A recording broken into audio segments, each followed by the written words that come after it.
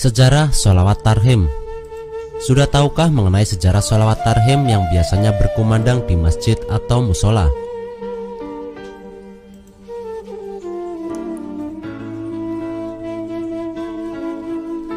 Sholawat tarhim bertujuan untuk membangunkan kaum muslimin agar mempersiapkan diri untuk sholat subuh, atau membangunkan mereka yang ingin sholat tahajud.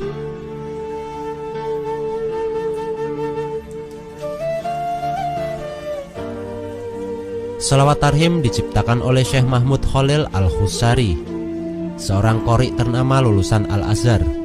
Beliau merupakan ketua Jamiatul Qurra wal Hufaz, atau organisasi para penghafal Al-Quran di Mesir.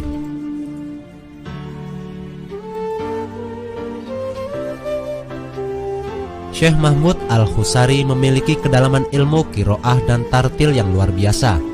Saking alimnya, beliau sampai dijuluki sebagai Syekh Al-Maqori, atau guru para ahli qiraah.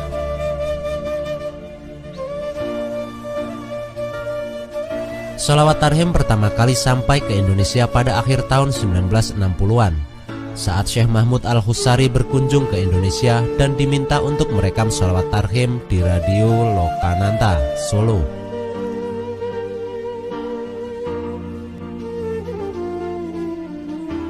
Hasil rekaman tersebut kemudian disiarkan oleh Radio Lokananta dan Radio Yasmara atau Yayasan Masjid Rahmat, Surabaya.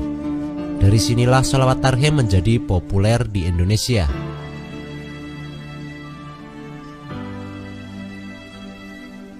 Syekh Mahmud Khalil Al-Husari, qori Al-Quran terkenal dengan suara emasnya yang fenomenal, adalah ulama lulusan Universitas Al-Azhar dan merupakan salah satu qori paling ternama di zamannya, sampai beliau diberi gelar Syekh Al-Maqori atau Syekh ahli qiraah. Syekh Al-Husairi dikenal karena kepiawaiannya dalam membaca Al-Quran secara tartil.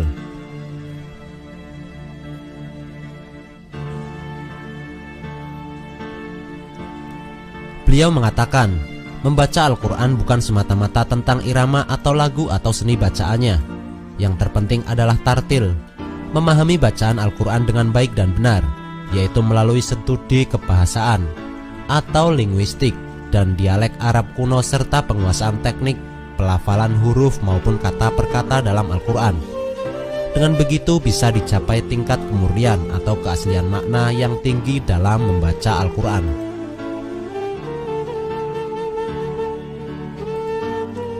Syekh Mahmud Al-Hushairi lahir di sebuah desa bernama An-Namlah, Sabra di Tanta, Mesir pada tanggal 17 September tahun 1917 Masehi. Beliau memasuki sekolah Al-Quran pada usia 4 tahun. Di usianya yang 8 tahun sudah berhasil menghafal Al-Quran secara keseluruhan. Dan pada usia 12 tahun mulai mempelajari 10 qiraah atau qiraah asyroh di Al-Azhar. Ketika berumur 25 tahun, beliau pergi ke Tanta dan membuktikan dirinya sebagai seorang qori. Akhirnya menjadi qori di Masjid Ahmadi dan terkenal di sana. 10 tahun kemudian pada tahun 1944 Masehi, pindah ke Kairo dan memasuki stasiun radio resmi sebagai qori, di mana beliau membuat bacaan pertama pada 16 Februari tahun 1944 Masehi. Pada tanggal 7 Agustus 1948 Masehi, beliau dinominasikan sebagai muadzin di Masjid Sidi Hamzah dan kemudian qori di masjid yang sama. Beliau juga mengawasi pusat-pusat bacaan Provinsi Al-Gharbiyah pada tahun 1949 Masehi. Syekh Mahmud Khalil Al-Husairi diangkat menjadi qori Sidi Ahmed Al-Badawi Tanta, Al-Ahmadi Masjid dan kemudian Al-Imam Al-Husain Masjid di Kairo pada tahun 1955 Masehi. Di Kairo, Syekh Al-Husairi juga belajar di Universitas Al-Azhar. Beliau dikenal sebagai sarjana yang religius dan penulis banyak buku tentang berbagai aspek Al-Quran. Beliau juga terlibat dalam pencetakan Azhari terbaru dari teks Al-Quran.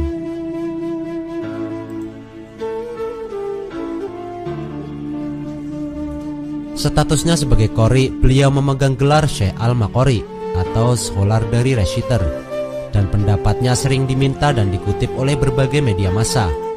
Beliau juga disertai Rektor Al-Azhar pada perjalanan dan diundang untuk berpartisipasi dalam Festival Dunia Islam di London tahun 1976.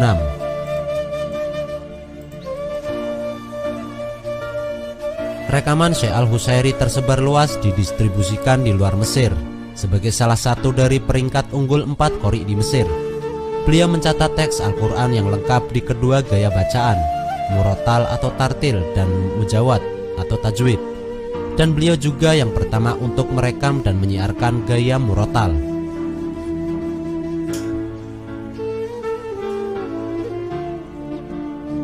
Syekh Al-Husairi dikenal atas kebenaran bacaannya atau tajwid, sehingga anaknya pun menjadi pembaca Al-Quran profesional. Syekh Mahmud Khalil Al-Husairi wafat pada hari Ahad tanggal 24 November tahun 1980 Masehi di Kairo, Mesir.